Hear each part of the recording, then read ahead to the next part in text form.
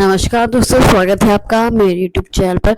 अब बहुत हो गया प्रैक्टिस सेट, तो क्योंकि आपके पास केवल 4 दिन बचे हैं। 26 तारीख को आप लोगों का एग्जाम है, संडे को आप लोगों का एग्जाम है। तो मैं आप लोगों के लिए ये 4 दिन मॉक टेस्ट लाने वाली हूँ, जो आपकी तैयारी में एक और कदम आगे बढ़ाएंगे। मॉक टेस्ट आपको अपनी गलती का पता चलेगा। तो शुरू करते हैं। पहला क्वेश्चन है, यदि दो रिग्रेशन गुणांक B Y X equals to 1.28 है और B X Y equals to 0.50 है, तो सहसंबंध गुणांक आर का मान क्या होगा? क्या होगा आर का मान?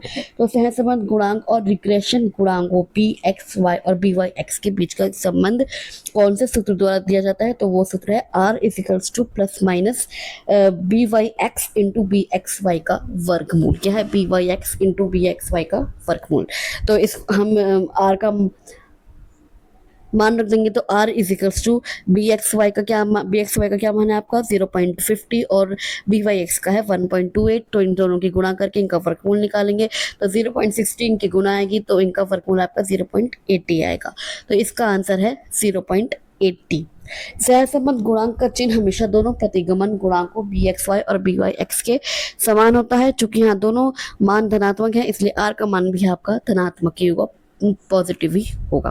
नेक्स्ट क्वेश्चन आता है, किसी वितरण का मीन है आपका 80 है, 80 है और स्टैंडर्ड डेविएशन आपका 16।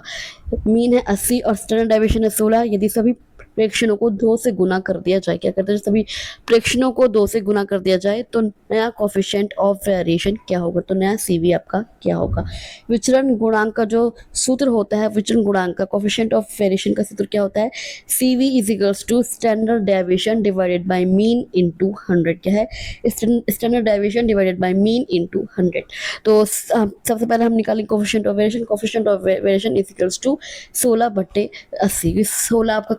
16 आपका स्टैंडर्ड डेविएशन है और 80 आपका मीन है। तो 16/80 गुना 100, तो आपका निकल जाएगा 0.20 गुना 100। तो आपका आ जाएगा आंसर 20%। क्या? 20%। जब श्रेणी के सभी प्रश्नों को 2 से गुना किया जाता है तो नया मीन क्या निकलेगा आपका? 80 दूनी 160 और नया स्टैंडर्ड डेविएशन निकलेगा 16 दूना 32। 16 दूनी 32। अब नया कोफिशिएंट ऑफ वेरिएशन क्या होगा?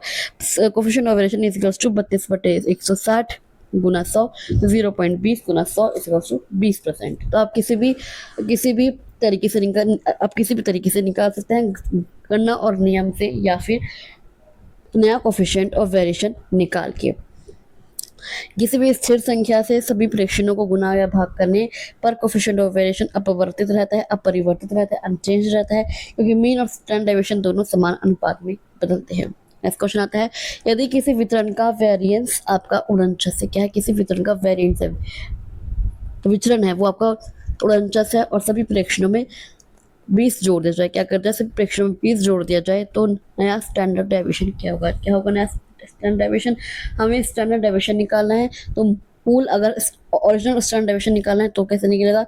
प्रसरण और मानक विचलन के बीच का संबंध होता है। क्या होता है? प्रसरण और मानक विचलन के बीच का संबंध होता है। Standard deviation is equals to variance का वर्गमूल। क्या? वेरिएंस का वर्गमूल। तो स्टैंडर्ड डेविएशन आपका निकल जाएगा 49 का वर्गमूल इज इक्वल्स टू 7। तो आपका आंसर हो जाएगा 7। अगर हम नया स्टैंडर्ड डेविएशन देखेंगे, सांख्यिकी नियम के अनुसार जब सभी प्रेक्षणों में कोई स्थिर संख्या जोड़ी जाती है, घटाई जाती है, तो स्टैंडर्ड डेविएशन पर कोई प्रभाव नहीं पड़ता। मूल स्टैंडर्ड डेविएशन क्या है आपका? 7 है। 20 जोड़ने के बाद भी आपका जो नया स्टैंडर्ड डेविएशन निकलेगा वो आपका 7 ही निकलेगा। स्टैंडर्ड डेविएशन में अगर कुछ भी जोड़ दिया जाए तो जो ओरिजिनल स्टैंडर्ड डेविएशन है उस पर कोई प्रभाव नहीं पड़ता। मानक विचलन केवल मूल बिंदु में परिवर्तन जैसे जोड़ने या घटाने से प्रभावित रहता है, या केवल पैमाने में परिवर्तन गुणा या भाग से बदलता है। नेक्स्ट क्वेश्चन आते हैं, यदि P of A is equal to 0.40 है और P of B is equal to 0.30 है, तो A और B स्वतंत्र घटना है। क्या? A और B स्वतंत्र घटना है। तो P of A intersection B आपका क्या होगा? P of A intersection B। तो सांख्यिकी और प्रायिकता के नियम के अनुसार यदि A और B दो स्वतंत्र घटनाएं हैं और दोनों के साथ दोनों के एक साथ घटित होने की प्रायिकता P of A intersection B दोनों घटनाओं की अलग अलग प्रायिकताओं के गुणनफल के बराबर होती है। क्या होता है? यदि A और B स्वतंत्र घटना है तो क्या होगा, जब P of A intersection B दोनों घटनाओं के अलग अलग प्रायिकताओं के गुणनफल के बराबर होते हैं, मतलब P of A intersection B equals to P of A into P of B, इनके गुणनफल के बराबर हो जाएगी। अगर हम मान रख देंगे तो P of A intersection B equals to 0.40 into 0.30, तो आपका आंसर आ जाएगा 0.12। क्या आ जाएगा, 0.12 का आंसर आ जाएगा। स्वतंत्र घटनाओं के लिए P of A intersection B equals to P of A into P of B परस्पर अपवर्जी अगर म्यूचुअली एक्सक्लूसिव हैं तो घटनाओं के लिए क्या हो जाएगा, P of A intersection B equals to 0 अगर वो परस्पर अपवर्ज हैं, म्यूचुअली एक्सक्लूसिव हैं। नेक्स्ट क्वेश्चन आता है, यदि सह संबंध गुणांक r इक्वल्स टू -1 है, क्या है, r इक्वल्स टू -1 है, तो कौन सा कथन है सही है, कौन सा कथन है, ये एक पूर्ण ऋणात्मक रैखिक संबंध है। क्या है, ये एक परफेक्ट नेगेटिव लीनियर रिलेशनशिप। ऐसा है संबंध गुणांक r का मान हमेशा -1 से +1 के बीच में होता है। अगर r +1 है तो ये पूर्ण धनात्मक रैखिक संबंध है, परफेक्ट पॉजिटिव कोरिलेशन है। जब एक चर बढ़ता है तो दूसरा भी समान अनुपात में बढ़ता है। अगर r -1 है तो पूर्ण ऋणात्मक रैखिक संबंध है। जब एक चर बढ़ता है तो दूसरा समान अनुपात में घटता है। ये एक परफेक्ट नेगेटिव कोरिलेशन है। और r 0 है तो कोई रैखिक संबंध नहीं है, ये एक नो लीनियर कोरिलेशन है। एक सारणी मैं आपको दिखा दूंगी, समझा दूंगी। +1 है तो ये पूर्ण धनात्मक है, 0 से +1 है तो धनात्मक सह संबंध है, 0 है तो कोई रैखिक संबंध नहीं है, -1 से 0 है तो ऋणात्मक सह संबंध है, और अगर -1 है तो पूर्ण ऋणात्मक संबंध है। नेक्स्ट क्वेश्चन आता है, यदि किसी वितरण में मीन इक्वल्स टू 45 है, क्या है, यदि किसी वितरण में मीन है आपका 45, स्टैंडर्ड डेविएशन है 9, क्या है, मीन है आपका 45, स्टैंडर्ड डेविएशन है 9, तो कोफिशिएंट ऑफ वेरिएशन आपका कितना है, 20% है। कोफिशिएंट ऑफ वेरिएशन कितना है आपका, 20% है। तो निम्नलिखित में से कौन सा कथन सही है, तो वो आपका सही है, मीन और स्टैंडर्ड डेविएशन दिए गए मानों के अनुसार जो कोफिशिएंट ऑफ वेरिएशन होगा वो 25% होगा। कैसे, विचलन गुणांक, जो विचलन गुणांक होता है कोफिशिएंट ऑफ वेरिएशन होता है, उसका क्या सूत्र होता है अभी बताया था, coefficient of variation is equals to standard deviation divided by mean into 100। तो स्टैंडर्ड डेविएशन आपका क्या दे रखा है, स्टैंडर्ड डेविएशन आपका दे रखा है 45, स्टैंडर्ड डेविएशन आपका दे रखा है 9, कितना, स्टैंडर्ड डेविएशन आपका दे रखा है 9 और मीन दे रखा है 45, तो 9/45 गुना 100, तो क्या हो जाएगा आपका 1/5 गुना 100 इक्वल्स टू 20%, कितना, 20%। यदि हम मीन इक्वल्स टू 45 और एस डी को 9 से ही मान कर सीवी निकालते हैं तो गणना के अनुसार सीवी आपका कितना होगा, कोफिशिएंट ऑफ वेरिएशन आपका कितना होगा, 20% होगा। क्या होगा, 20% होगा। तो मीन और स्टैंडर्ड डेविएशन दिए गए मानों के अनुसार जो कोफिशिएंट ऑफ वेरिएशन होगा वो आपका कितना होगा, 20%। नेक्स्ट क्वेश्चन आता है, यदि दो घटनाओं ए और बी परस्पर अपवर्ती हैं, क्या है, अपवर्ती है, पता था म्यूचुअल एक्सक्लूसिव हैं, तो सही कथन क्या होगा, ये भी पता था, P of A intersection B equals to 0, क्या होगा, P of A intersection equals to 0। कारण और नियम क्या है, परस्पर अपवर्जी जो घटनाएं होती है म्यूचुअली एक्सक्लूसिव जो इवेंट्स होते हैं वे घटनाएं होती हैं जो एक ही समय में एक साथ घटित नहीं हो सकती। यदि एक घटना घटती है तो दूसरी घटना का घटित होना असंभव हो जाता है। क्योंकि ए और बी एक साथ घटित नहीं हो सकती, इसलिए उनके एक साथ घटने की जो प्रायिकता होती है, जो प्रोबेबिलिटी होती है वो आपकी 0 होती है, 0 होती है। तो P of A intersection B equals to 0। Next question आता है, यदि दो घटनाओं A और B परस्पर नेक्स्ट क्वेश्चन आता है, यदि किसी वितरण के सभी प्रेक्षण समान है, क्या है, सभी प्रेक्षण समान है किसी वितरण के, तो निम्नलिखित में से कौन सा कथन सही होगा, तो वो होगा variance is equals to 0, option C, variance is equals to 0। यदि किसी वितरण के किसी डिस्ट्रीब्यूशन के सभी प्रेक्षण, सभी ऑब्जर्वेशंस एक समान हो, जैसे 5 5 5 5 5, तो क्या होगा, माध्य क्या होगा, माध्य वही समान संख्या होगी, मान लीजिए 5। विचलन क्या होगा, प्रत्येक प्रेक्षण का अपने माध्य से अंतर x माइनस एक्स 0। मानक विचलन, जब डेटा में कोई मतलब फैलाव नहीं है तो स्टैंडर्ड डेविएशन भी आपका 0 होगा। वेरिएंस प्रसरण मानक विचलन का वर्ग होगा, variance equals to standard deviation का स्क्वायर, इसलिए variance is equals to 0 square is equals to 0। तो आपका answer option C, variance equals to 0। Next question आता है, यदि सहसंबंध गुणांक r इक्वल्स टू 0 है, क्या r इक्वल्स टू 0, तो सही कथन क्या है, सही कथन है दोनों चरों में कोई रैखिक संबंध नहीं, क्या है, दोनों चरों में कोई रैखिक संबंध नहीं है। रैखिक संबंध का अभाव क्या होता है? सह संबंध गुणांक r=0 केवल यह दर्शाता है कि दोनों चरों के बीच कोई रैखिक संबंध नहीं, कोई लीनियर कोरिलेशन नहीं है, उनके बीच वक्र रेखीय या कोई अन्य गैर रैखिक संबंध हो सकता है, मतलब कोई गैर रैखिक संबंध है, कोई कर्व लीनियर संबंध हो सकता है।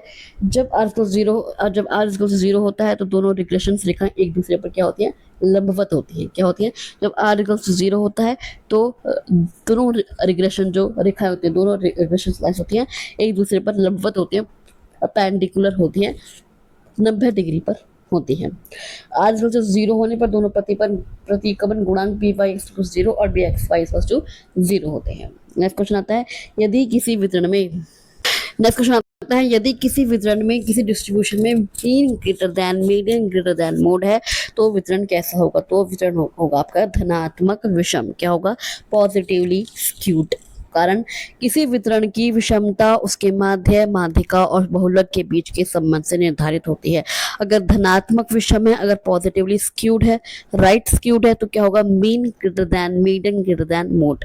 इसमें जो टेल होती है वो दाई और लंबी होती है और बड़े मान माध्य की ओर खींच लेती है, दाई ओर खींच लेते हैं। अगर ऋणात्मक है, नेगेटिवली स्क्यूड है, लेफ्ट स्क्यूड है, तो क्या होगा? Mean less than median less than mode. इसमें टेल बायर होती है। अगर सममित है, सिमेट्रिकल है, तो mean equals to median equals to mode, तीनों आपके बराबर होते हैं। इसमें वितरण का ग्राफ पूरी तरह का होता है, संतुलित होता है, सामान्य बंटन होता है, नॉर्मल डिस्ट्रीब्यूशन होता है। अगर आप याद रखने की ट्रिक क्या है इसमें? मीन सबसे बड़ा है। क्या है? मीन सबसे बड़ा है किसमें? धनात्मक विषम में। अगर धनात्मक विषम की बात की जाए तो मीन सबसे बड़ा है। अगर ऋणात्मक विषम की बात की जाए तो मीन सबसे छोटा है। नेक्स्ट क्वेश्चन आता है, यदि किसी श्रेणी में सभी मूल्यों में 10 की वृद्धि कर दी जाए, किसी सीरीज में सभी मूल्यों में 10 की वृद्धि कर दी जाए तो निम्न में से किस पर प्रभाव पड़ेगा? प्रभाव पड़ेगा? केवल मीन पर, लेकिन स्टैंडर्ड डेविएशन पर नहीं। मीन पर पड़ेगा लेकिन स्टैंडर्ड डेविएशन पर नहीं पड़ेगा। अगर श्रेणी के सभी मूल्यों में 10 की वृद्धि कर दी जाए। सांख्यिकी में दो प्रमुख अवधारणाएं होती हैं, मूल बिंदु का परिवर्तन और पैमाने का परिवर्तन, चेंज ऑफ ओरिजिन और चेंज ऑफ स्केल। माध्यम मूल बिंदु के परिवर्तन से प्रभावित होता है। यदि सभी प्रेक्षणों में, सभी वैल्यूज में 10 जोड़ा जाता है तो नया मीन भी 10 से बढ़ जाएगा। Mean equals to mean plus 10। मानक विचलन में स्टैंडर्ड डेविएशन पर क्या प्रभाव पड़ेगा? मानक विचलन केवल आंकड़ों के फैलाव को मापता है। क्या मापता है? आंकड़ों के फैलाव को मापता है। सभी मानों में 10 जोड़ने पर पूरा डेटा ग्राफ पर आगे खिसक जाता है, लेकिन मानों के बीच की आपसी दूरी बिल्कुल नहीं बदलती, इसलिए स्टैंडर्ड डेविएशन पर अपरिवर्तित रहता है। स्टैंडर्ड डेविएशन पर कोई प्रभाव नहीं पड़ता। नेक्स्ट क्वेश्चन आता है, अगर आप संक्षेप में याद रखेंगे तो जोड़ने या घटाने पर मीन बदलता है, स्टैंडर्ड डेविएशन नहीं बदलता। अगर हमने मल्टीप्लाई कर दी या फिर डिवाइड कर दिया तो मीन और स्टैंडर्ड डेविएशन आपके दोनों बदल जाएंगे। नेक्स्ट क्वेश्चन आता है, यदि दो रिग्रेशन गुणांकों का गुणनफल 0.49 क्या है? 0.49 है दो रिग्रेशन गुणांकों का गुणनफल। तो और दोनों धनात्मक क्या है? दोनों पॉजिटिव भी हैं, तो सहसंबंध गुणांक r का मान क्या होगा? r का मान क्या होगा? सहसंबंध गुणांक और दोनों प्रतिगमन गुणांकों के बीच का संबंध कौन से उत्तर है, वो कौन सा फॉर्मूला है? अभी सबसे पहले बताया था r equals to plus minus bxy into byx का वर्गमूल। यहाँ दोनों गुणांकों का गुणनफल कर दिया जाता है। क्या करता है? byx और bxy का क्या है? 0.49 दिया गया है कि दोनों गुणांकों का गुणनफल आपका 0.49, तो r इक्वल्स टू आ जाएगा 0.70। सहसंबंध गुणांक का चिन्ह हमेशा प्रतिगमन गुणांकों के चिन्ह के समान होता है, क्योंकि दोनों गुणांक धनात्मक है, पॉजिटिव है, इसलिए r का मान भी आपका धनात्मक ही होगा।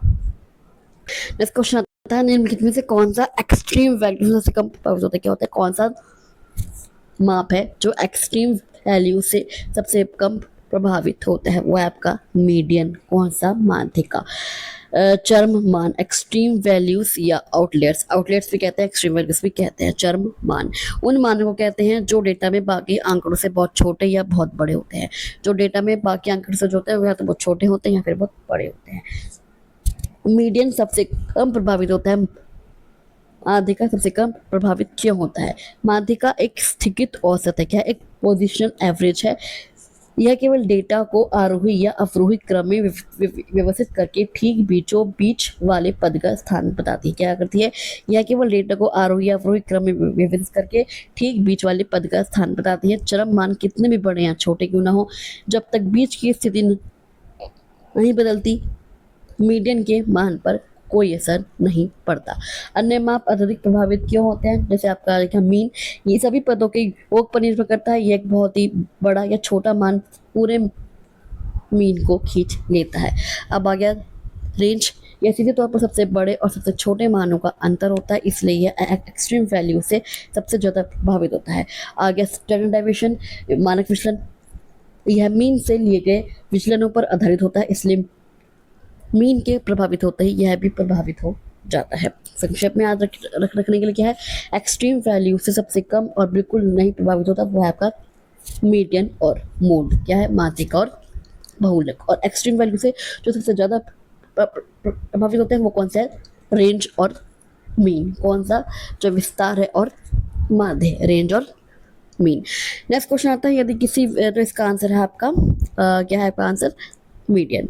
नेक्स्ट क्वेश्चन आता है, यदि किसी वितरण का मीन आपका 30 है, क्या है? किसी वितरण का आपका मीन है वो 30 है, 30 है और मीडियन आपका 24 है। मीन आपका 30 है और मीडियन आपका 24 है, तो वितरण की विषमता किस प्रकार की होगी? कैसी होगी वितरण की विषमता? वो होगी धनात्मक, पॉजिटिवली स्क्यूनेस। कैसे होगी? धनात्मक विषमता, पॉजिटिवली स्क्यूनेस। किसी भी वितरण की जो विषमता की दिशा माध्यिका और मीन और मीडियन, माध्य और माध्यिका की तुलना करके आसानी से ज्ञात की जा सकती है। धनात्मक विषमता कैसी होगी? आपको पता है धनात्मक विषमता क्या है? Mean greater than median. क्या है?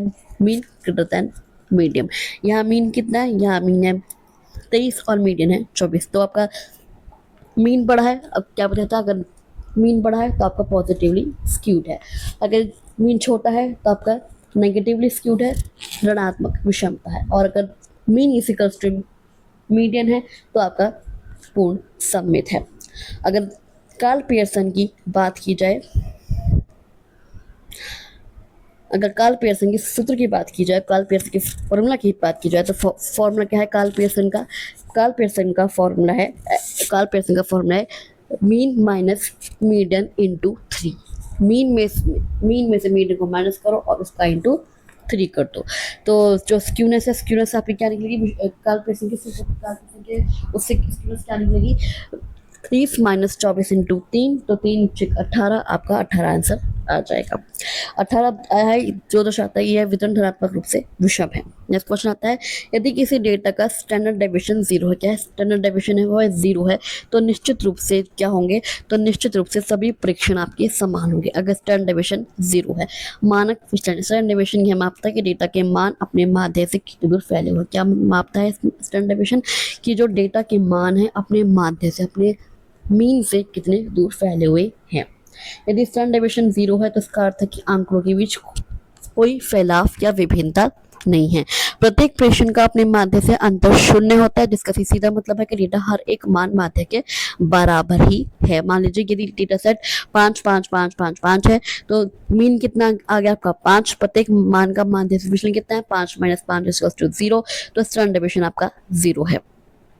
नेक्स्ट क्वेश्चन आता है, यदि दो पर x और y के बीच सहसंबंध गुणांक क्या है? x और y के बीच जो सहसंबंध, जो कोरिलेशन है वो है आपका वो आपका 0.8 है। क्या है? 0.8 है। तो r स्क्वायर का अर्थ क्या दर्शाता है? r स्क्वायर का अर्थ दर्शाता है y में x के कारण होने वाले परिवर्तन का 64% भाग। क्या दर्शाता है? y में x के कारण होने वाले परिवर्तन का 64% भाग। सांख्यिकी में सहसंबंध गुणांक के वर्ग r स्क्वायर को निर्धारण गुणांक कहा जाता है। क्या कहा जाता है? निर्धारण गुणांक, coefficient of determination.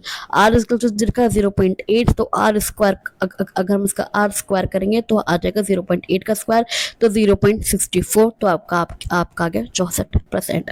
r square यह दर्शाता है कि आश्रित चर जो y में होने वाले कुल परिवर्तन का कितना प्रतिशत भाग स्वतंत्र चर के कारण स्पष्ट या समझा जा सकता है। इस स्थिति में y के 64% परिवर्तन का कारण आपका x है। शेष 36% परिवर्तन अन्य बाह्य कारकों या यादृच्छिक विचलन के कारणों, जिसे अनिर्धारण गुणांक कहा जाता है। नेक्स्ट क्वेश्चन आता है, यदि किसी वितरण में मीन है आपका 100, कितना है मीन है आपका 100 और स्टैंडर्ड डेविएशन आपका 20, कितना है स्टैंडर्ड डेविएशन आपका 20 है, तो कोएफिशिएंट ऑफ वेरिएशन क्या होगा अभी पता है, तो पहले बता चुकी हूँ। कोएफिशिएंट ऑफ वेरिएशन का फॉर्मूला क्या होता है, कोएफिशिएंट ऑफ वेरिएशन का फॉर्मूला होता है standard deviation divided by mean into 100। तो स्टैंडर्ड डेविएशन कितना दे रखा है आपका, स्टैंडर्ड डेविएशन आपका दे रखा है 20, तो 20 बटे 100 गुना 100, 20 बटे 100 गुना 100, 100 में 100 को 100 का 100 आपस में खर्च जाएगा, तो आपका बचेगा 20। तो इसका आंसर है 20%। क्या है 20%।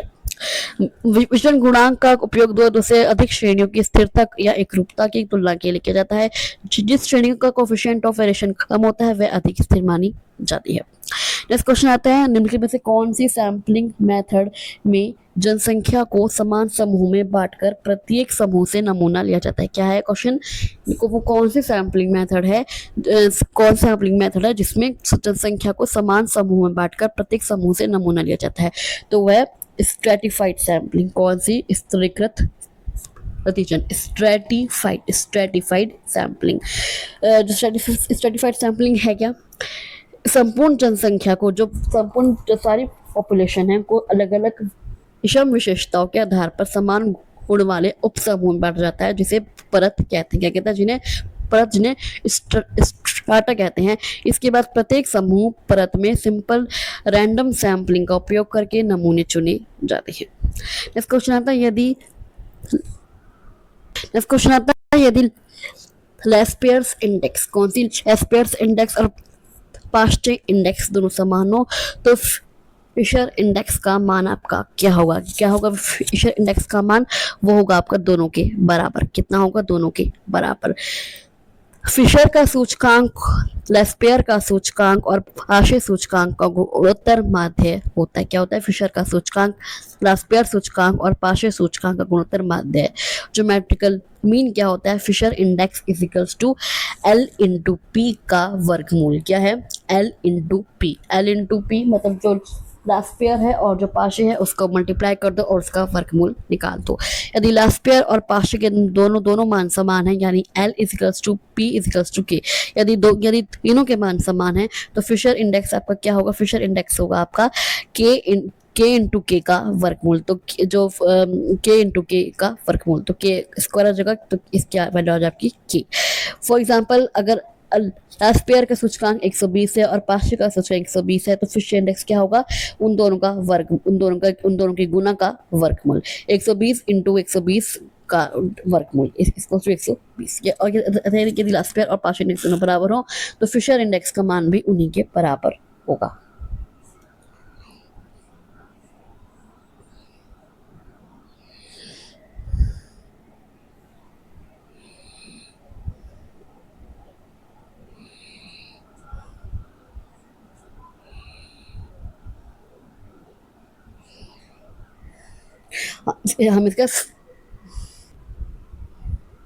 हम इन दोनों का मल्टीप्लाई करेंगे और उनका स्क्वायर रूट निकालेंगे। नेक्स्ट क्वेश्चन आता है, यदि किसी वितरण में मोड है आपका 25, क्या है, मोड है आपका 25 और मीडियन है 30। क्या है, मोड है 25 और मीडियन है 30, तो मीन का अनुमानित मान क्या होगा।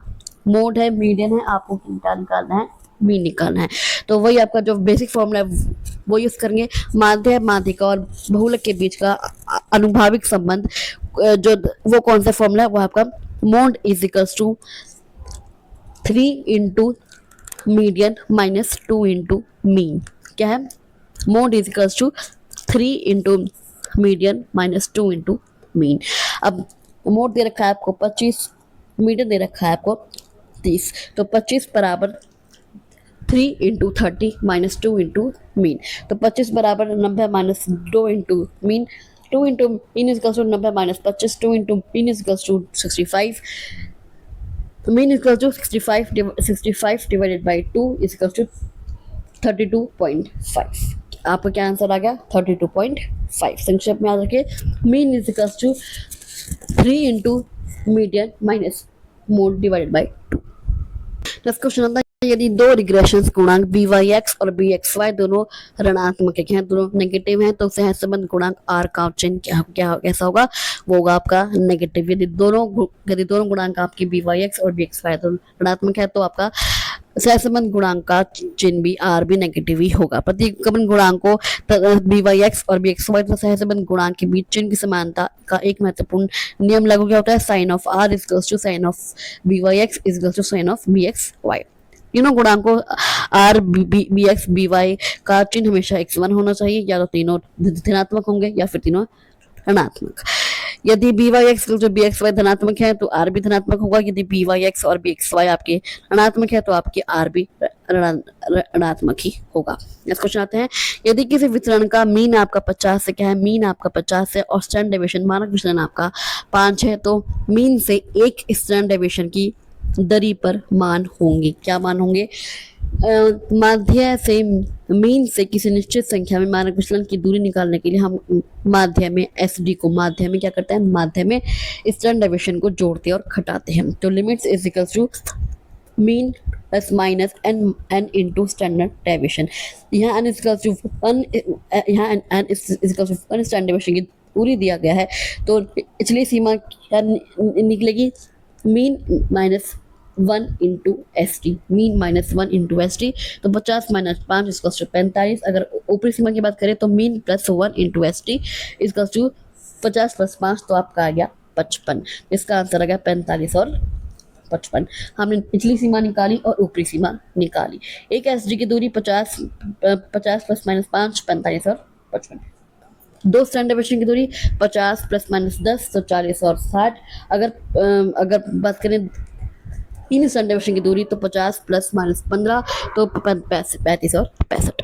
नेक्स्ट क्वेश्चन आता है, निम्नलिखित में से कौन सा इंडेक्स नंबर बनाने की वेटेड मेथड है, कौन सा इंडेक्स बनाने की वेटेड मेथड है, तो वह आपकी लेस्पेयर्स मेथड। कौन सी, लेस्पेयर्स मेथड। सूचकांक की गणना दो मुख्य श्रेणियों में की जाती है, या तो अनवेटेड मेथड्स या फिर वेटेड मेथड्स। अनवेटेड मेथड्स कौन से होते हैं, इसमें सभी वस्तुओं को समान महत्व दिया जाता है, कोई भार या वेट नहीं दिया जाता। ऐसे simple aggregative method, simple average of price relative method, या फिर वेटेड मेथड्स। वेट मेथड्स क्या है, इसमें विभिन्न वस्तुओं को उनकी खपत या बिक्री की मात्रा के आधार पर भार दिया जाता है। जैसे लेस्पेयर्स मेथड, इसमें आधार वर्ष की मात्रा को भार के रूप में उपयोग किया जाता है। फास्टर मेथड, इसमें वर्तमान वर्ष की मात्रा को भार माना जाता है। फिर आपका फिशर मेथड, लास्पेयर और पाशे का गुणोत्तर माध्य। क्या है, लास्पेयर और पाशे का गुणोत्तर माध्य। नेक्स्ट क्वेश्चन आता है, यदि किसी समय श्रेणी में दीर्घकालीन वृद्धि या कमी दिखाई देती है तो उसे क्या कहते हैं।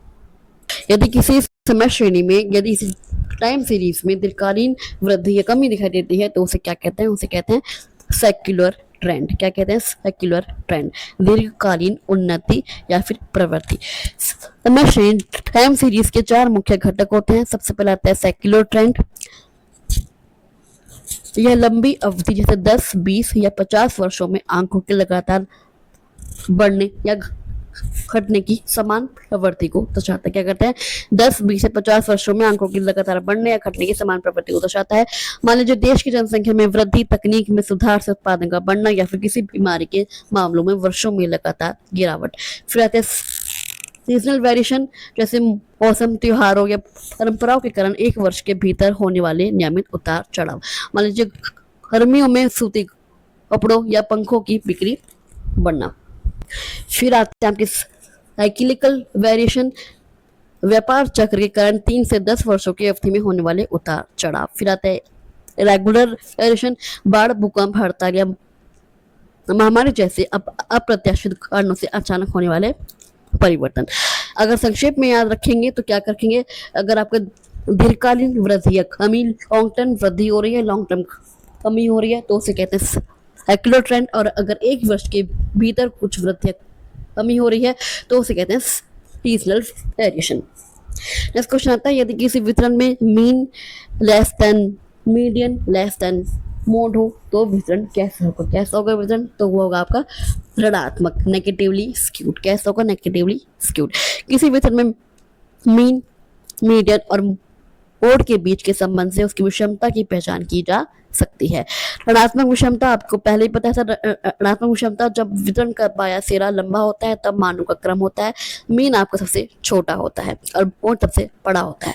अगर धनात्मक विषमता पॉजिटिवली स्क्यूड है तो आपका मीन सबसे बड़ा होता है और मोड सबसे छोटा होता है। और अगर सममित वितरण है, सिमेट्रिकल डिस्ट्रीब्यूशन है, तो मीन आपका, मीडियन और मोड तीनों बराबर होते हैं। नेक्स्ट क्वेश्चन आता है, यदि किसी डेटा में प्रत्येक परीक्षण को 3 से गुना कर दिया जाए, क्या कर दिया जाए, सभी प्रत्येक परीक्षण को 3 से गुना कर दिया जाए तो वेरिएंस में क्या परिवर्तन होगा। क्या होगा वेरिएंस में परिवर्तन, जब किसी डेटा सेट के प्रत्येक परीक्षण को किसी अचर राशि k से गुना कर दिया जाता है तो सांख्यिकीय के माप इस प्रकार बदलते हैं। यदि x का मान प्रसरण वार x है तो k इंटू एक्स का प्रसरण आपका k square into V R X हो जाता है। यह x यहाँ a इसको 3 से गुणा किया गया है। न्यू वेरिएंस होगा आपका 3 स्क्वायर इंटू ओल्ड वेरिएंस, तो आपका हो गया 9। क्या होगा 9 इंटू ओल्ड वेरिएंस, तो आपका हो गया आंसर 9। प्रभाव क्या पड़ेंगे, अगर स्टैंडर्ड डेविएशन में 3 से गुना बढ़ दिया जाए तो यानी 3 गुना बढ़ जाएगा, मीन आपका 3 गुना बढ़ जाएगा, लेकिन जो वेरिएंस है वो आपका k स्क्वायर गुना यानी 3 स्क्वायर बढ़ जाएगा, 9 गुना आपका वेरिएंस बढ़ जाएगा। नेक्स्ट क्वेश्चन आता है, यदि रिग्रेशन गुणांक BYX 0.81 है और BXY 0.25 है तो सहसंबंध गुणांक R का मान क्या होगा। सहसंबंध गुणांक में दो प्रतिगमन गुणांकों BYX और BYXY का गुणोत्तर माध्य होता है। ज्योमेट्रिकल मीन क्या होता है, R is to BYX into BXY का स्क्वायर रूट। तो दिए गए मान कैसे हैं, BXY आपका है 0.25 और BYX है 0.81। हमें फॉर्मूले में लगा देंगे तो 0.81 इंटू 0.25 का स्क्वायर रूट, तो आपका जगह 0.2025, आपका जगह 0.45। तो इसका आंसर है 0.45। क्योंकि दोनों प्रतिगमन गुणांक BYX और BXY आपके धनात्मक है, पॉजिटिव है, तो सहसंबंध गुणांक R का चिन्ह भी आपका पॉजिटिव ही होगा, धनात्मक ही होगा। नेक्स्ट क्वेश्चन आते हैं, फिशर्स आइडियल इंडेक्स नंबर को आदर्श इंडेक्स नंबर क्यों कहा जाता है। क्यों कहा जाता है फिशर्स आइडियल इंडेक्स नंबर को, क्योंकि यह टाइम रिवर्सल और फैक्टर रिवर्सल टेस्ट को बहुत संतुष्ट करता है। क्या करता है, यह टाइम रिवर्सल और फैक्टर रिवर्सल टेस्ट को संतुष्ट करता है। प्रोफेसर इरविंग फिशर द्वारा दिए गए सूचकांक को आदर्श सूचकांक कहा जाता है, क्योंकि यह सूचकांक की शुद्धता के लिए आवश्यक समय उत्क्रम्यता परीक्षण, टाइम रिवर्सल टेस्ट और फैक्टर रिवर्सल टेस्ट दोनों को पूरा करता है। इसमें लास्पेयर और पाशी दोनों के दृष्टिकोण का समावेश होता है। क्या होता है, आधार वर्ष की मात्रा और वर्तमान वर्ष की मात्रा दोनों के दृष्टिकोण का समावेश होता है। यह लास्पेयर और पाशी का गुणोत्तर माध्य है। Fisher equals to L into P का स्क्वायर रूट, जो सांख्यिकी में सूचकांक बनाने के लिए सर्वोत्तम औसत माना जाता है। अगर परीक्षा के लिए आपको एक और ट्रिक में बताती हूँ, टाइम रिवर्सल टेस्ट क्या होता है, P01 into P10 is equal to 1। Next question आता है, यदि किसी वितरण का कोफिशिएंट ऑफ वेरिएशन कम है, क्या है, किसी वितरण का कोफिशिएंट ऑफ वेरिएशन कम है तो इसका अर्थ क्या होगा, इसका अर्थ है अधिक स्थिरता, अधिक कंसिस्टेंसी है। विचरण गुणांक कोफिशिएंट ऑफ वेरिएशन आंकड़ों के सापेक्ष फैलाव और उनकी परिवर्तनशीलता को मापता है। अगर कम कोफिशिएंट ऑफ वेरिएशन है तो अधिक स्थिरता है। जिस वितरण का डेटा सेट का कोफिशिएंट ऑफ वेरिएशन जितना कम होता है उसके आंकड़े अपने माध्य के उतनी करीब होते हैं। इसका अर्थ है कि वह डेटा अधिक स्थिर, एकरूप और विश्वसनीय है। यदि अधिक कोफिशिएंट ऑफ वेरिएशन है तो उसमें कम कंसिस्टेंसी होगी। इस वितरण का कोफिशिएंट ऑफ वेरिएशन अधिक होता है, उसमें परिवर्तनशीलता अधिक होती है, उसमें वेरिएबिलिटी अधिक होती है और स्थिरता कम होती है। नेक्स्ट क्वेश्चन आता है, निम्नलिखित में से कौन सा कथन सही है। कौन सा कथन सही है, तो आप वो है आपका रिग्रेशन एनालिसिस का उपयोग भविष्यवाणी के लिए किया जाता है। रिग्रेशन एनालिसिस का प्रयोग, प्रतिगमन विश्लेषण का प्रयोग भविष्यवाणी के लिए किया जा सकता है। प्रतिगमन विश्लेषण है क्या, प्रतिगमन विश्लेषण रिग्रेशन एनालिसिस का मुख्य उद्देश्य एक ही चर के दिए गए मानों के आधार पर दूसरे चर का अनुमान या भविष्यवाणी लगाना होता है। एक इंडिपेंडेंट वेरिएबल के दिए गए मान के आधार पर दूसरे डिपेंडेंट वेरिएबल का अनुमान या एडिक्शन लगाना होता है, जैसे अधिगमन समीकरण y equals to a plus B X के माध्यम से। तो चलिए आज के लिए बस इतना ही। आई होप आपको वीडियो अच्छी लगी हो। आपको वीडियो कैसी लगी मुझे कमेंट बॉक्स में कमेंट करके जरूर बताइएगा। अगर आपको वीडियो अच्छी लगी तो आप इस वीडियो को लाइक कर सकते हैं, शेयर कर सकते हैं और इस चैनल को सब्सक्राइब करके जरूर जाएगा। मैं आपसे मिलती हूँ अगली वीडियो में, तब तक के लिए थैंक यू सो मच।